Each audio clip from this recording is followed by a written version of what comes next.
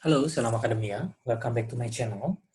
Pada hari ini, saya akan membahas, atau kita akan sama-sama belajar dan mencoba untuk membuat atau mensubmit artikel yang sudah ready untuk kita submit dan harapannya bisa terpublish di jurnal Scopus.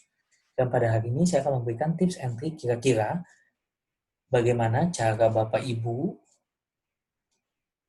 artikelnya bisa tembus di jurnal Scopus. Ya, seperti yang kita tahu, Scopus ada tingkat kesulitan setiap kuartil. Ya, kuartil di dalam Scopus dimulai dari Q1, Q2, Q3, Q4, ada juga yang belum dikuartilkan atau belum dihitung. Dan umumnya perhitungan Scopus butuh beberapa tahun untuk dia dihitung tingkat kesulitannya atau tingkat SJR-nya. Itu ada tipe-tipe perhitungannya. Semakin rendah, Q-nya makin rendah, Q2, Q1 itu yang makin susah bagi penulis untuk siap untuk dipublish karena proses review yang ketat, harus menunggu yang tidak singkat, 6 bulan, setahun, ataupun 2 tahun, itu bisa dirasakan oleh peneliti atau penulis. Tetapi impact-nya sangat luar biasa. Ya, oke. Hari ini saya akan mencoba membahas, Bapak Ibu, sebagai seorang peneliti, wajib untuk mempublikasikan hasil penelitiannya di jurnal-jurnal. Salah satunya di jurnal Scopus. Dan pada hari ini saya akan membagikan tips and trick kira-kira bagaimana mempublish dan mensubmit jurnal yang sekiranya bisa mudah untuk kita sebagai seorang penulis untuk mensubmit ke jurnal tersebut dan harapannya bisa terpublikasi secara baik, cepat, dan tepat. Oke, cara yang pertama adalah di sini saya akan membuka ada namanya New Scopus List. Ya, setiap tahun Scopus mengeluarkan list-list jurnal yang aktif atau publisher mana yang aktif terindeks oleh Scopus. Jadi kalau kita ingin submit ke jurnal internasional itu tidak semua terindeks Scopus. Ada jurnal yang tidak, ada jurnal yang iya. Nah, jurnal yang iya juga ada yang masih bekerja sama atau aktif ya. Ada juga yang inaktif. Nah, kalau kita lihat di sini di bagian atas ada aktif dan inaktif. Aktif yang masih bekerja sama atau yang masih pengindeksannya bersama dengan Scopus, ada juga yang inaktif. Nah, di sini tabel ini saya akan bagikan di deskripsi video saya YouTube. Silakan Bapak Ibu tinggal diklik saja untuk bisa di-download. Dan di sini akan membantu Bapak Ibu di mana jurnal yang Bapak Ibu akan tuju. Karena penentuan jurnal juga sangat penting. Fokus penelitian Bapak Ibu di mana? Apakah kesehatan? Apakah fisika, kimia, teknik, pendidikan, social science, finance, economic, dan lain sebagainya. Jadi sangat penting untuk menentukan fokus penelitian Bapak Ibu. Nah, di hadapan layar kaca Bapak Ibu di sini sudah ada New Scopus List. Nah, cara yang pertama, ini kita tinggal klik aktif. Ya, Bapak Ibu bisa pilih aktif. Berarti di sini adalah jurnal-jurnal aktif yang bekerja sama atau yang terindeks oleh Scopus. Oke, setelah aktif, kita bisa cek ke kanan dulu. Bapak Ibu bisa share ke kanan. Di sini ada source type, ya. Tipe pencariannya. Kita pilih jurnal. Karena ada book series, ada trade journal. Kita pilih jurnal. Berarti di sini adalah publisher khusus untuk jurnal saja. Selanjutnya kita klik ke kanan. Ya. Nah, di sini ada publisher-nya. Ada publisher name, kemudian ada country-nya. Kita bisa memilih penerbit yang asal negaranya misalkan sama dengan kita, Indonesia, nggak jadi masalah. Bisa juga di negara lain atau Bapak Ibu nggak jadi masalah negara mana yang jadi publisher. Oke, misalkan nggak jadi masalah, kita ke kanan. Kalaupun jadi bahan pertimbangan Bapak Ibu, saya pengen publisher Indonesia saja yang terindeks Scopus, kita bisa cari. Di sini ada juga, ya. Oke, ada juga Indonesia, tinggal Bapak Ibu klik saja. Oke, kita lanjut, next dulu ke kanan. Nah, di sini adalah ada fokus-fokusnya Bapak Ibu. Jadi untuk memudahkan, Bapak Ibu tinggal pilih, misalkan social science, ya sudah, social science saja. Oke. Nah, kalau kita mengkucutkan lagi, di sini ada art humanities, ada business management, accounting, dan lain sebagainya. Jadi tinggal dikerucutkan saja, Bapak Ibu ingin memilih fokus penelitian Bapak Ibu disesuaikan dengan publisher-nya. Oke, misalkan sudah mengerucut ya. Oke, cara yang kedua adalah untuk tingkat kemudahan. Ya, tingkat kemudahan. Kalau kita lihat di sini ada site score 2016, 2017, 2018. Kalau Bapak Ibu yang masih pemula, peneliti pemula, disarankan yang belum ada site score-nya, ini masih kosong. Itu yang kemungkinan besar masih mudah. Ya, masih mudah. Tidak terlalu ketat untuk reviewnya dan berpeluang bisa cepat dalam mempublish jurnal yang Scopus. Kalau Bapak Ibu ingin challenge yang lebih tinggi lagi atau saya ingin yang kuartil 1, kuartil 2 atau yang jurnal-jurnal publisher yang sudah terkemuka seperti misalkan Elsevier, Sage, ya, kita bisa lihat site score-nya. Site score-nya ini tingkat jurnal yang dijadikan bahan rujukan oleh peneliti lain. Semakin tinggi berarti publisher ini makin terpercaya atau makin disegani. Tingkat kepercayaan publik terhadap jurnal ini sangat bagus, review-nya sangat baik, ketat, dan terkemuka. Ya, di sini makin tinggi dia makin bagus. Dan makin sulit juga author atau penulis untuk men-submit di jurnal tersebut.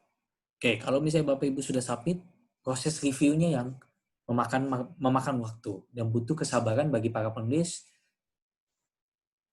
untuk hasil di-review dan bersiap juga untuk di-reject. Nah, sebagai penulis, tahan terhadap rejekan itu menjadi suatu kewajiban untuk bahan pembelajaran. Nah, saya menyarankan bagi pemula adalah yang tidak ada ini. Ini masih kosong, berarti umumnya kalau ini masih kosong, ini adalah jurnal-jurnal baru.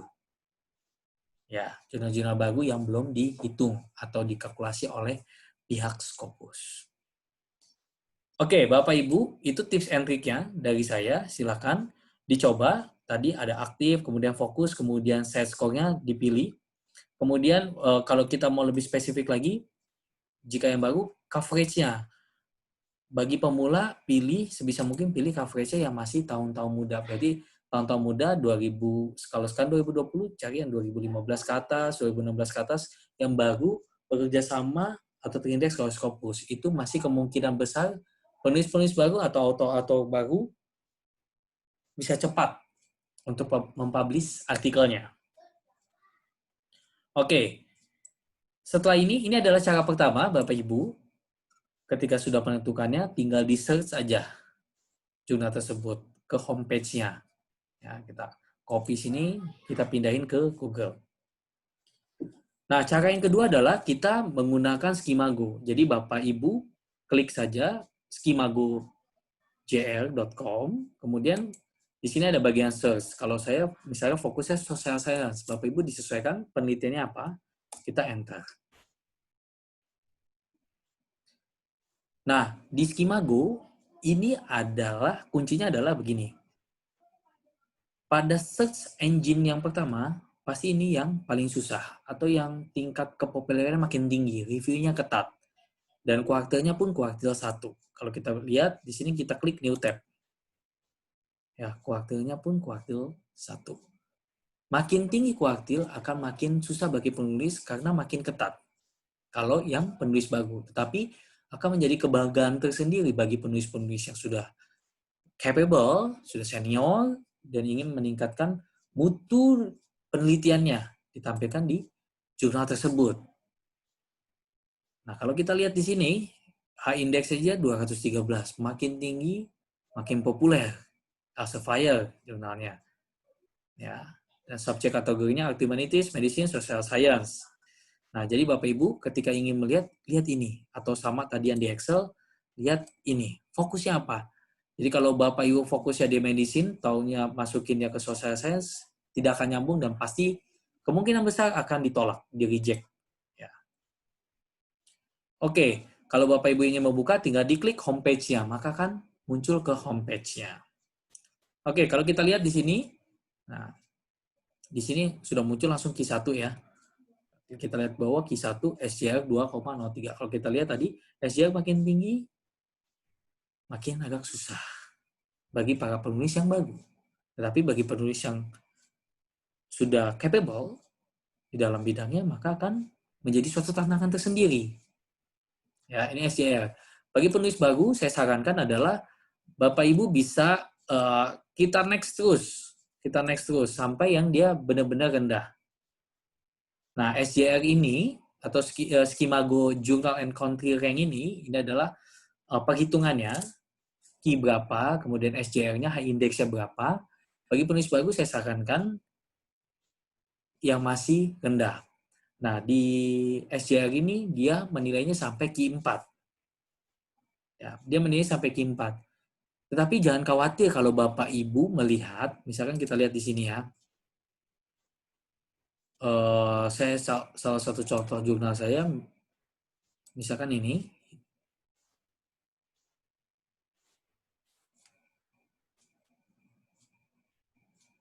di SJR ini bisa kita search by name, publisher name-nya, bisa juga kita ISSN-nya. Jadi bisa kita cek. Nah, tidak perlu khawatir kalau misalnya tidak ada di SJR ini. SJR ini cuma pemeringkat saja. Dia bekerja sama dengan Elsevier atau Scopus.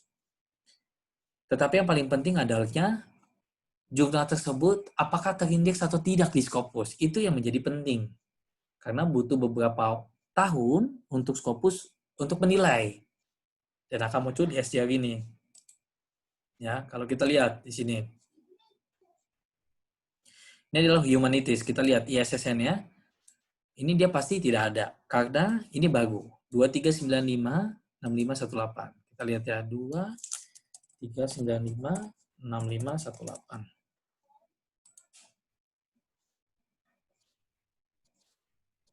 Nah, di sini dia nggak ada. Karena dia termasuk salah satu jurnal baru. Tetapi nggak usah khawatir. Bapak Ibu bisa lihat di Scopus. Kalau kita lihat, kita klik di sources, maka akan keluar seperti ini. Ya. Nah, kita klik pilihan di bagian kiri, subjek karyanya, kita klik ISSN-nya. Kita masukkan. ISSN-nya tadi, ini, kita Ctrl C, kemudian kita Ctrl V, di sini kita find.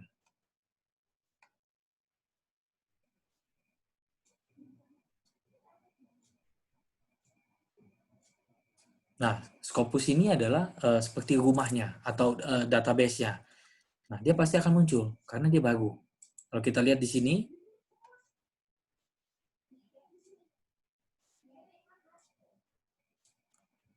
nah, ini akan muncul. Jadi tidak perlu khawatir bagi Bapak Ibu. Ya, karena dia baru muncul 2018, masih baru. Jadi bagi para penulis author pemula, ini menjadi satu kesempatan ya untuk mensubmit jurnalnya atau artikel penelitiannya. Nah, setelah menentukan di sini ya jurnal yang akan Bapak Ibu tuju, kemudian kita masuk ke homepage-nya. Ya, homepage-nya misalkan ini. Nah, setelah masuk ke homepage-nya adalah yang harus kita perhatikan adalah manuscript preparation, adanya di sini. Author resource atau author guidelines. Ya, itu adalah untuk mempersiapkan artikel kita sesuai dengan gaya selingkungnya atau template-nya yang diharuskan oleh publisher. Karena setiap publisher itu mempunyai gayanya penulisnya berbeda-beda. Jadi kalau Bapak Ibu lihat, setiap jurnal itu beda-beda ya. Font, kemudian tipenya, kemudian tulisannya, gayanya, ada yang Times New Roman, ada Arial, kemudian tipe ada yang dia 2 kolom, ada yang 1 kolom. Jadi perlu diperhatikan. Kalau kita lihat di sini, ini ada beberapa ketentuan yang harus penulis ikuti. Ya, di video saya sebelumnya saya sudah memberikan sharing bagaimana memindahkan penelitian, baik itu skripsi, tesis, maupun disertasi ke artikel. Nah, artikel yang sudah jadi, kita harus sesuaikan lagi di manuscript preparation ini. Setelah itu, baru kita submission. Nah, setelah proses submission, tinggal ditunggu saja untuk proses review. Sampai dia dapat notifikasi apakah accept or reject. Oke, Bapak Ibu, mungkin itu yang bisa saya sampaikan. Bagaimana tips and trick untuk mensubmit artikel yang Bapak Ibu sudah siapkan ke jurnal yang berindeks Scopus secara mudah. Semoga informasi serta ilmu yang saya berikan kepada Bapak Ibu serta teman-teman semua dapat berguna.